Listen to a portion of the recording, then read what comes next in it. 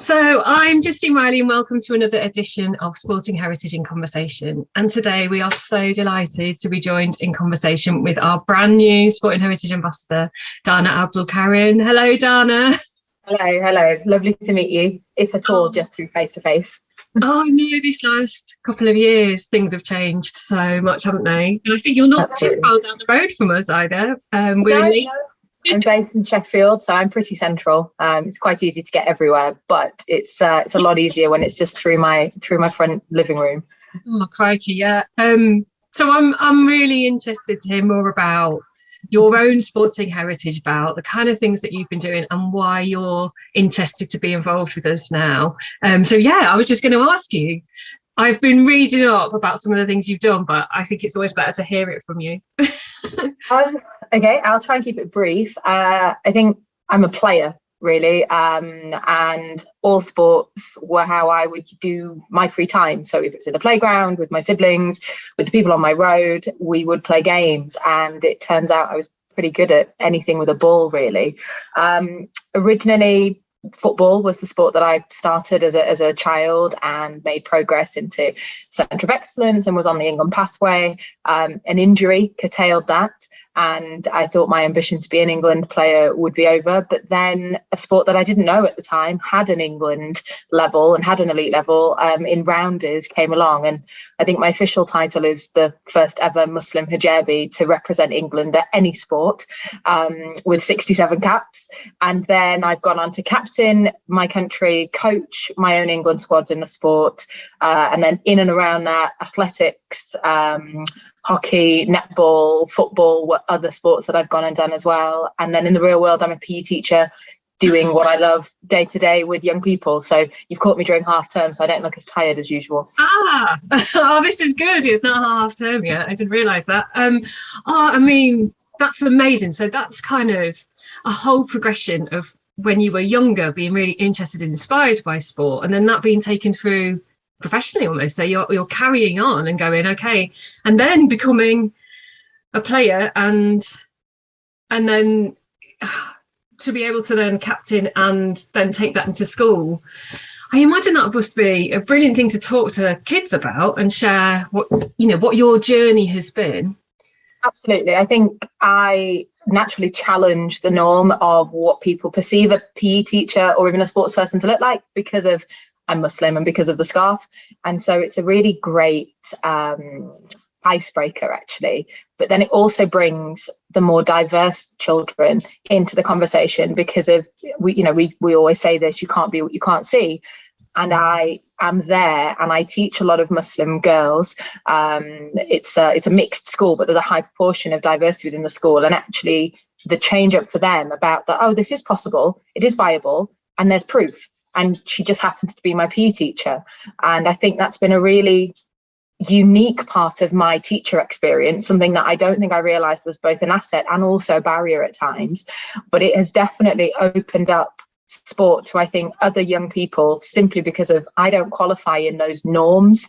And so they themselves, if they're outliers, I think they could see, well, perhaps there is a space for me, perhaps there is a place.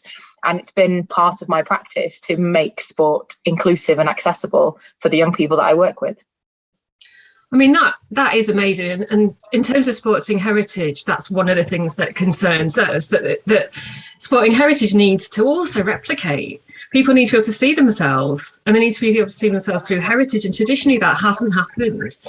And it's something we feel quite passionate about, shifting and changing that narrative, and wondering, if you feel that maybe that's a role for sporting heritage and some of the things that we could be doing. I think definitely. I think actually sport is always going to be popular. It is always part of mass popularity. But it's those reaches that it's never got to that I think maybe sporting heritage has got the potential to play a part there. And for me, it's about education. And so it's great that you can do feature pieces and things in press, but the people that already think that they're excluded from sport don't look at those things. So if instead you can get the education in younger, earlier, at grassroots levels, in communities, then you change it by proxy. And I think Sporting Heritage, with its schools programme and with how it's trying very much to include everyone, it's not just about celebrating the elite, it's about celebrating sport and where it's come from.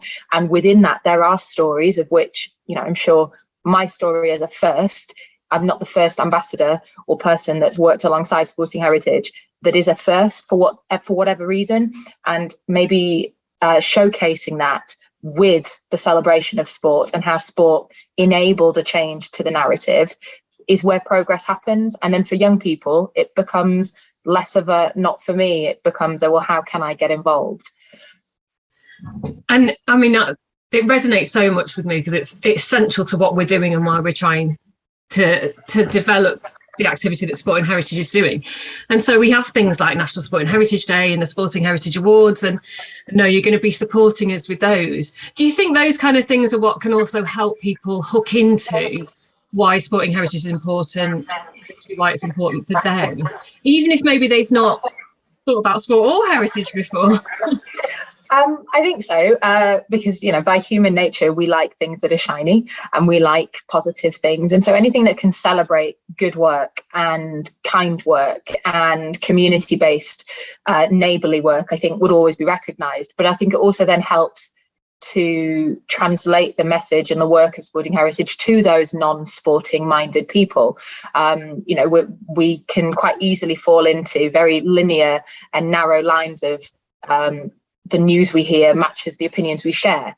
And if Sporting Heritage is trying to go more laterally across all types of people and celebrating great work that is being done using the arts, maybe and sport together, great work that's being done using sport and culture, great work that's being done in terms of the kind of global movement of sport and how it can bring about peace in times of conflict, people can then buy into the additional strands of sport. And you and I are sports converts. Ultimately we understand what its power is, we understand what it can do. I've benefited personally. I see it as this microcosm reflection of society, and so if it reflects society, then we need to make sure it enables all society to see themselves in it. And if that's then the hook, if the award's about recognizing excellent work in diversifying sport and celebrating sports culture or the festivities of it, somebody might from an arts background see themselves there. If then the National Sporting Heritage Day celebrating the origins of sport, well, I might see myself in an origin story. And I think that's a really important thread to find the piece of the puzzle from sport that you could buy into, because unfortunately lots of people that don't buy into sport are the ones who are turned away from a poor experience, perhaps in their adolescent years. And that's quite an attitude to change, to then bring a new habit. And I think if you can depersonalize the element of it being about just performance and instead make it about, no, this is this vehicle for celebration of, and for me, I've always felt that sport was such a British thing. I know it's a global thing, but it's a huge part of British culture. And to be passionate about it and to follow it and to get involved in the celebration of it is, for me, what it means to be a Brit. Very different. I've got, my dad's Palestinian, and he doesn't feel it in the same way. It's not a huge part of his culture. He recognizes it, he respects it, but it's a huge part of being British. And if that was then alien to you because of whatever reason you've been turned away from it, I think that's a really sad thing. And Sporting Heritage can definitely bring people back in, doing its additional work around, the very core of the games. Oh, it's amazing to hear you articulate it in that way, because that's what we hope it would achieve. And I'm guessing that kind of ethos is what you take into school as well, and what you're working with children and young people constantly. Definitely. The motto within the departments that I've worked in has been to ignite a passion for lifelong movement. And I don't look for a world champion. Don't get me wrong. There are some children that will attend every PE lesson as if it is the Olympic final. I was that girl. That was me. But I also recognize somebody trying something out of their comfort zone, taking a risk. And as long as they give their best, my promise is that I will give my best in terms of the teaching of, and try and marry together So I've just taught a block on dance actually for the last few weeks, which for a lot of my students, those that are Muslim, was a really scary prospect. It's culturally not something that they've done a lot of, definitely in groups, and the nervousness around, well, this is not something I feel I can be part of. But because of it was a Muslim woman that happened to be teaching it, of course, I picked a genre of dance that was safe, that was about celebration of a piece of history. So we did Lindy Hop, and they learned all about the history of where that dance came from and the part of American culture that it wedged into, and how the movements were expressions of really negative, horrible things at the time that they were then mimicking and mocking. And the routines that these children came up with were phenomenal. And from children who themselves at the start, in a confidence scale, were saying, this is not something I want to be part of. So for me, I think trying to do the education around why physical education matters, why physical activity matters, not just about the health enhancement, but also culture enhancement, world enhancement, different views and opinions, and learning all of these different character traits that enable you to then be a successful adult or person in society later on in life. That's what's critical. It's not just about performance, but that's wonderful too. And I do that as well. But I really want every child to walk out of my lessons having felt that it's been a beneficial hour rather than a hard slog of something that they really wanted to avoid.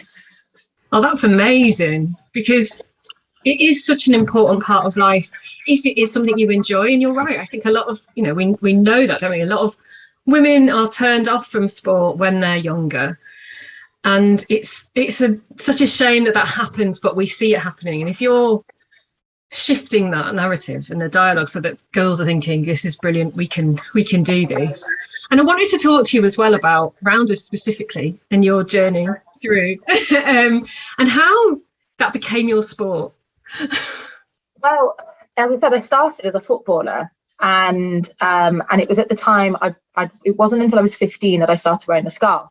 So the impact of being a hijabi sportswoman, I was completely ignorant to. I didn't recognize it, and I was just kind of blindly walking down an alley towards something that a culture conflict with my faith, that my dad, bless him, had the discomfort to bring it up and be like, look, seriously, the contact nature of football and being a Muslim is very difficult. And at first I didn't understand.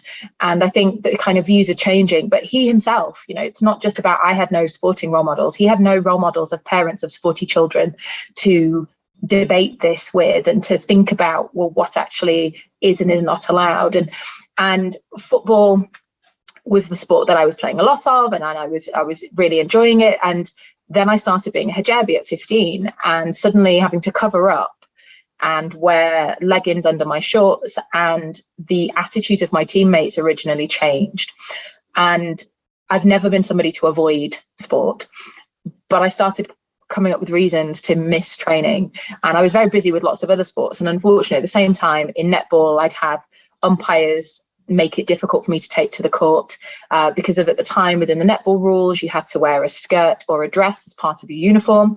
So I would do that, but then I'd have other layers on, and I'd have a piece of headwear that I would be told to take off, and it'd be like, no, I've actually got permission from England Netball to say I'm allowed to wear this one thing. And it would become lots of different examples in all these other sports where, for whatever reason, there was a barrier. And I don't think it was deliberate. I think I was walking into an unconscious bias that has been a long-standing, how the rules and how games were set up and how things were organized. And because there wasn't anybody to advocate for me, it led to issues where it was, the 15-year-old girl going, well, hang on a minute, this is really tough. So rounders, my school played, I went to a GDST school, which there's about 26 girls' schools across the country. I went Sheffield Girls, and it plays all sports. So I got a huge opportunity to play lots of different sports. And in the summer, we played rounders. And I've always played rounders. And I didn't know, but the then organisation, National Round Association, was based in Sheffield. And Sheffield has a fantastic schools sport organisation, the SFSS, which I've taught in Rotherham and I've now taught in Sheffield. And Rotherham doesn't have it, it's left to teachers. But in Sheffield, it's really well organised, it's really well mapped, and it means young people have this broad and balanced opportunity to try everything and play everything. And at one of those organised schools rounders tournaments, the umpires, somebody that was within the organisation, spotted my talent, and invited me to what was a star centre at the time, so a satellite training academy for rounders, again held in Sheffield. So I turned up not knowing really what to expect, but knowing this is a safe sport, non-contact, dad will be fine with it, and I can throw a ball really far, that's fine. Had some training. Well, it's that simple, but ultimately if you can throw a ball really far, you're halfway there with rounders. And through the summer really enjoyed learning the more tactical and the strategy elements of rounders, because I'd always been relatively coordinated, so I could hit it far and throw far and not really thought much about it. But the game is incredibly different when you play all out as opposed to a numbered innings. That summer I was then approached about joining a women's team, and again in Sheffield there was a really serious adult league, and getting stuck in, realizing, okay, there's something in this. This is not just that playground game that I thought it was. With then being invited to the trials in September. And I can remember I couldn't actually make the trial for my own age group. I was on a school overseas trip, and the school and the organisation said, well, just come to the year above for the experience so that you're ready for the following year. So we arrived, and it was horrendous weather, and most of the trial ended up having to be inside a very cramped sports hall. And I just assumed, well, that was great fun, really great day in Birmingham, I'll come back in 12 months time. And I was actually selected up, so I was selected into the senior squad for the year above my age band, and of course, upon everything kind of being official, my parents approached the governing body and said, the uniform is a skirt and a t-shirt. Is there anything that you can do to help us, because she's a Muslim? And they just turned around very simply and went, well, we'll make her a long sleeved shirt and she can wear trousers. And as something as simple and small, and it may be because Rounders was a small organisation, so couldn't have the pick and choose of thousands and thousands of applicants, or it could have been because it was a smaller organisation in it being connected to its community. And I'd been involved in Sheffield for a while, so I don't know if my name had been picked up. But any of those issues that I'd experienced in other sports were very quickly resolved, because it doesn't matter what you wear to play rounders. As long as you're decent, it's fine. And so they changed the England kit. And over time, it meant that then other people that chose not to wear the short sleeve t-shirt would choose a long sleeve shirt. It meant then future England players that happen to also be Muslim or want to dress more modestly, the provision was already there, it was already in place. When Rounders England renamed itself as Rounders England, I was then asked to be the kit model for cookery for the sports kit, which I think was obviously a deliberate marketing ploy by them, but also a statement that, you know, we are inclusive and this is an accessible sport. Yeah. And it made my dad happy, because if I could play and compete and it be Islamically safe, and I didn't want to have the hassles and the difficulties that I'd had in all these other sports. And, you know, this is not the conversation for it, but sadly, I've got many examples of microaggressions right up to physical assault because of my faith. And some of them on the sports field or within administration or via coaches. But Rounders made what felt and had been made to feel like a really big barrier a very simple solution. And that then allowed me to just get on and play. And that's all I wanted to do. Oh, I mean, listening to you say that actually what you're asking for is such a straightforward thing.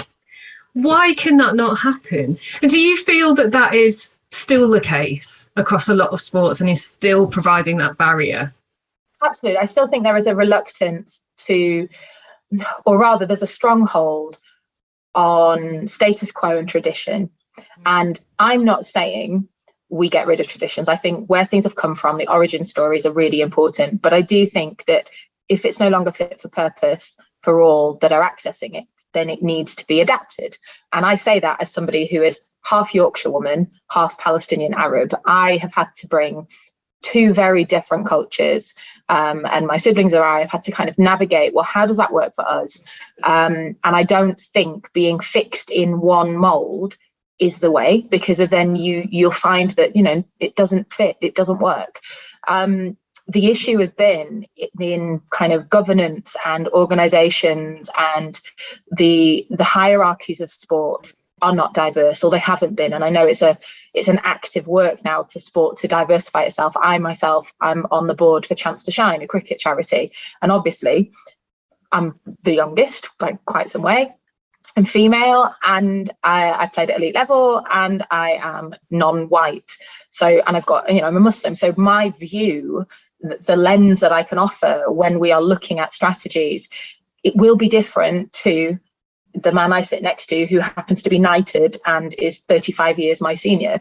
So when sport is allowing the different voices, I think they're naturally going to catch their unconscious bias, because this is not me saying it's sport's fault. You can't know what you don't know. And until you're faced with it, you can't be judged as being culpable. But if when faced with it, you choose to turn your back on it, then that's quite different. I went to Liverpool John Moores University to study to teach PE. I was the first person ever to qualify to teach PE with a scarf on. And of course, during my practice over the 4-year degree, there were times where the assessment actually discriminated against somebody with my faith. And I didn't challenge it at the time. I dealt with it. It was a small part. And so, for example, had to do a dance performance. Because I was learning how to be a PE teacher, had to choreograph a performance in a group, then do the 3,000 word pedagogical review that came next to it. But because of the skills that would have got higher marks, and it was split kind of like a 70-30 with the performance, some of the skills required contact with peers, and I was in a group with men, or for me to be lifted upside down, which would then mean things would fall. And so I made the judgment to perform within myself, bank on the marks, and just take that hit on the practical, because it was only a few times across the 4 years. And I kept relatively quiet at the time. And towards the end of my degree, Professor Pat Shenton and the Teacher Development Agency approached me about doing a reflective piece of work, because if they started to realise there are things here that don't add up. And I finished with a first class degree, but they were like, there's a few of your marks that were incredibly low. And as soon as I explained why, they went, well, you should have told us. Well, it was fine. I knew I was I was on course to get my grades. I dealt with it, but then they've adapted how they assess, how they organise swimming lectures, how they organise and space out criteria, because they weren't aware that it was discriminatory. They weren't aware. They have now done that. Absolutely. And I'm really proud of that, because of that just happened because of I happened to be there. But again, the awareness of those in strategic positions to realise there's something here. We don't know what it is, because Dana's not spoken up about it. Having that conversation and being open to say, well, how could we make it better? What is it that you would need? For me, that made it very clear I've gone to the right university, and I've been surrounded by lecturers that really do respect and value my contribution. But it also meant that I trusted that the next PE person that happens to be from my community, I would recommend go there. This is where you will be noticed and seen, and rather than it be ignored and you have other challenges. And so I think it's really important that sport continues to build and doesn't make one person's request small. In 2000, so at this time in 2000, I was an England international. We approached UK Sport. My parents approached them about creating a breathable, opaque headwear, because I was wearing a kind of almost a fleece type material that I was finding exhausting, running around playing netball during Ramadan. And the response from them was, there's no demand for it. And my parents were like, she's right here. She's an England player. We're asking you, can you look into this? They would have got ahead of the curve of all of the sporting modesty wear. And it was because it was one person at the time. But regardless of it being just me at the time, that's 20 years earlier than the Nike Pro headscarf. And that could have been a huge moment.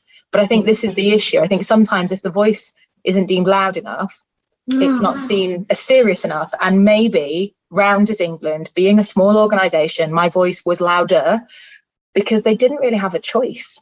There's not a huge number of people that play Rounders at this level. So they could either enable and open things up.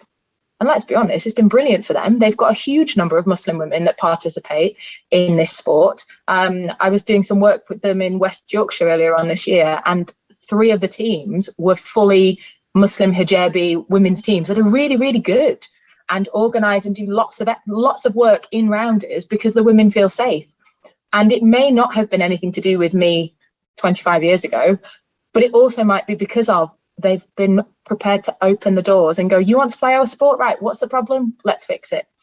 And I think if sport holds on to what it was and not what it could be, we'll never have this progress. And we'll just have these pockets of people that try and speak up, and there might be a small amount of change, but it's not sustained. And I think where Sporting Heritage could contribute here would be about continuing to champion those moments, so that it builds that momentum and almost forces awareness and inclusion for those sports and areas of sport that are still quite reluctant. But yeah, sadly, it's not there yet, but it is a yet. We are getting there. It's so good to hear you say those things. And while I'm listening to you talk, I'm thinking there's so much to learn from your journey alone, let alone when you start looking at everybody else who's been through similar situations. And that's what we're very much hoping to be able to shout really loudly about.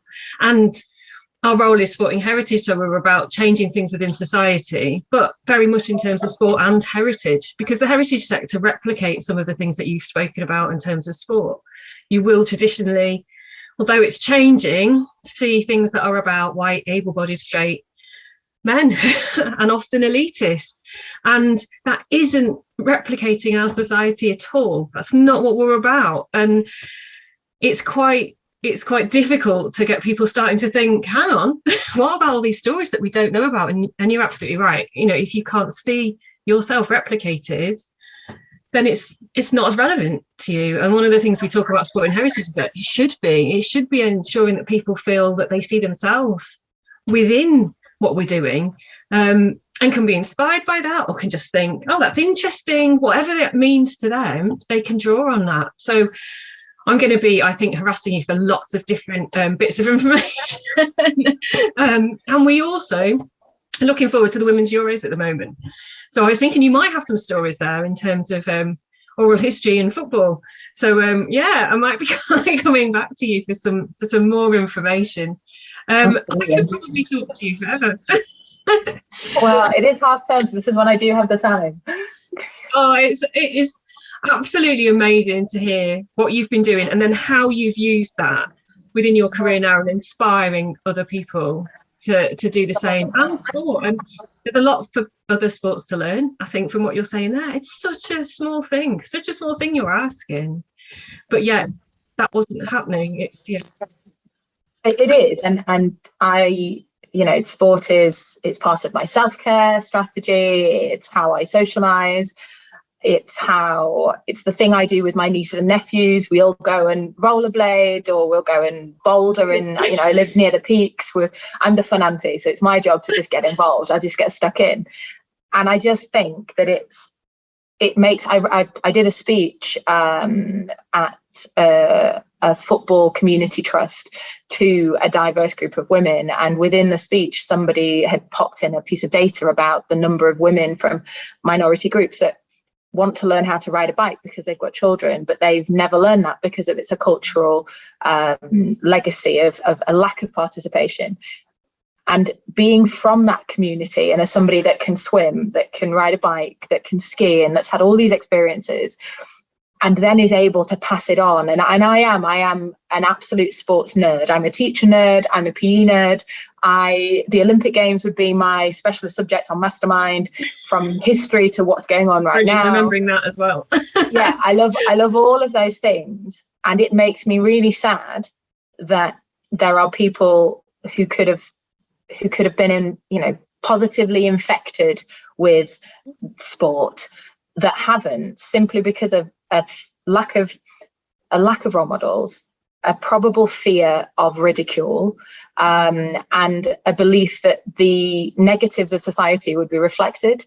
And I think, yes, okay, sport does do that too. And I am very realistic about my experience. I've had the ugly side, but I'm still doing it because actually the gains from sport, and the opportunities and the chance that because of my passion for playing sport, ultimately has led me to then also take children around the world to play sport and to do all these amazing experiences that I can just attribute to. It's because I really like throwing a ball around.